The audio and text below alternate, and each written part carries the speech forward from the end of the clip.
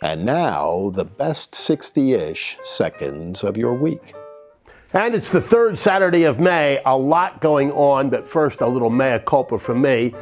And in proof that this is unedited, unscripted, etc., last week I forgot to mention Mother's Day. So you can imagine I may have heard about it from my nearly 100-year-old mother. She's going to celebrate that birthday later this year, and believe me, we'll reflect on that. But to all the mothers there, I hope that you had a blessed and wonderful Mother's Day and true appreciation for all that you do. Because it is the third Saturday in May, today we celebrate Armed Services Day, actually part of Armed Services Week.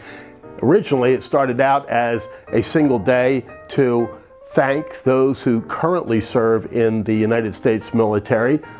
Harry Truman put that in place. It was officially made a national holiday by John F. Kennedy in the early 1960s, but we're kind of back to a really great thing, celebrating all week, Armed Services Week, taking a moment, and perhaps a lot more than that, to thank those who currently serve in our armed services, protecting and defending our freedoms and our great nation.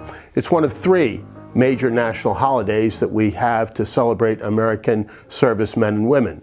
We have Veterans Day in November, where we thank those who have previously served in the military. And of course, we have Memorial Day in just a couple of weeks, where we commemorate those who gave that last full measure of devotion in service to our nation. So if you get a chance today, or perhaps make a chance to send a note, call, thank, particularly those who are currently deployed, send them a package if you can. Let them know how grateful we are as a nation to them for their service. And because it's the third Saturday in May, today they run for the Black-Eyed Susans, the running of the Preakness at Pimlico Racetrack in suburban Baltimore, Maryland. And Mystik Dan, the winner of the Kentucky Derby, comes off as the favorite, but Bob Baffert, the white-haired gentleman who incidentally was banned at Churchill Down, goes to extend his winning streak at Pimlico. He's got 7. He's going for number 8 with Imagination, who will enter as alongside of Catching Freedom, the horse is most likely to place and show. I still got to say, how do you bet against Catching Freedom in America? And did I mention, by the way, that on the third Saturday in May, the Phillies are in first place? The Philadelphia Phillies, first place, best record in baseball. And back to the business of politics, Donald Trump holds a rally on the beach at Wildwood, New Jersey last weekend, draws upwards of over 100,000 people. Think about that. That's a major college football game packed to the gills. The only rally that I can remember being that large was Barack Obama's 2008 closer at the Democrat National Convention, where they held it in a stadium, and they said they had somewhere between 75 and 85,000 people. But of course, he had a built-in crowd from all the delegates and guests at their national convention. The Trump campaign is on fire right now, and the Biden folks are really, really concerned. There's a lot of agita over there in that camp. You know there is.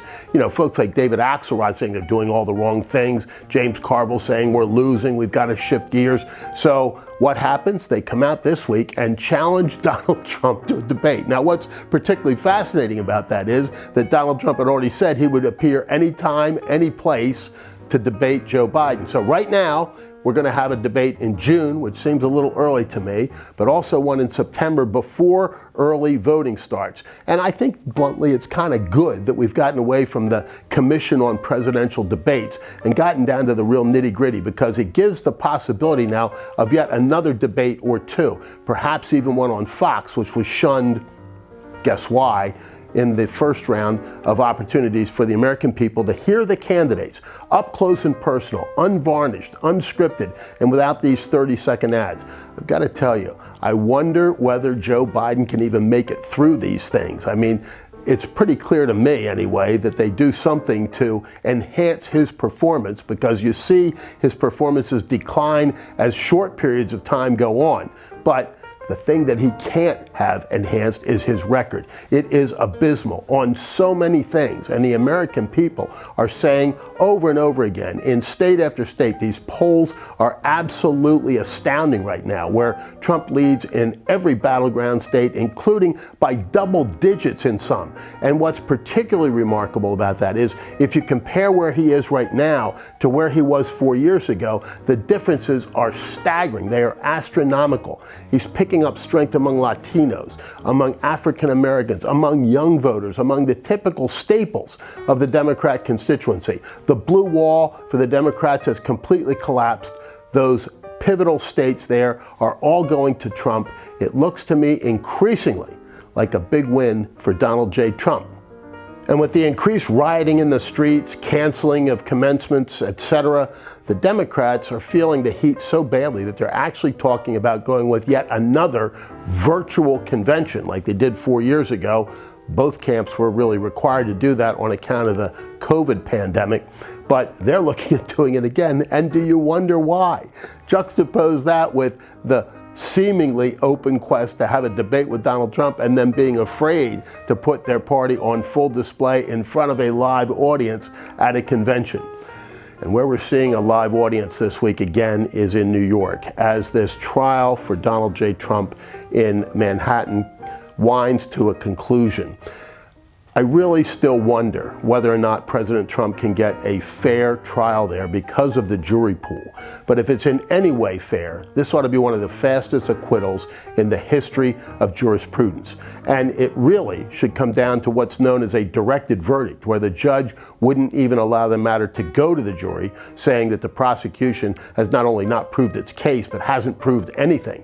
Their star witness was a pathological liar who apparently committed perjury on the stand once again, and there simply was no evidence adduced to show any criminality or any criminal acts on the part of Donald J. Trump. If you ask people what was he actually charged with, well, they can't really tell you, but neither can the prosecution. The prosecution wasn't willing or able to set forth precisely what it is that they're charging Donald Trump with. And that's a violation of the Sixth Amendment of the Constitution, in addition to a lot of other things. There are so many problems with this case that if, God forbid, Trump is actually convicted, this will be overturned on appeal as fast as you can say anything you'd want. And a final footnote there, I think it's always interesting, we should remind folks that when we hear the Supreme Court of New York, that's a trial level court in New York. For whatever reason, they call their entry level court, what we would call the Court of Common Pleas in my home state, is the thing that they call the Supreme Court of New York. But there are several appellate levels above that, and that's where this case, if it gets that far, and I know all of us are praying that it won't, will completely fall apart. In one commencement that was held this week, Harrison Butker of the Kansas City Chiefs, Super Bowl ring bearer, gave the commencement address, and the hue and cry that went up over his stand for traditional values was really astronomical. It's okay to tout Colin Kaepernick and all the nuttiness that he had to say, but when somebody comes out and talks about traditional Catholic values, the world is on fire. If you get a minute, watch his speech and the courage that it took for that young man to deliver that commencement address in front of the graduating, happily so, without protests, students at Benedictine College. And I hope that all of you will have a really wonderful weekend and that you will celebrate the American fighting men and women who protect our country, our values, and our nation every day. And be sure to say thank you, because for now, that is the best 60-ish seconds of your week.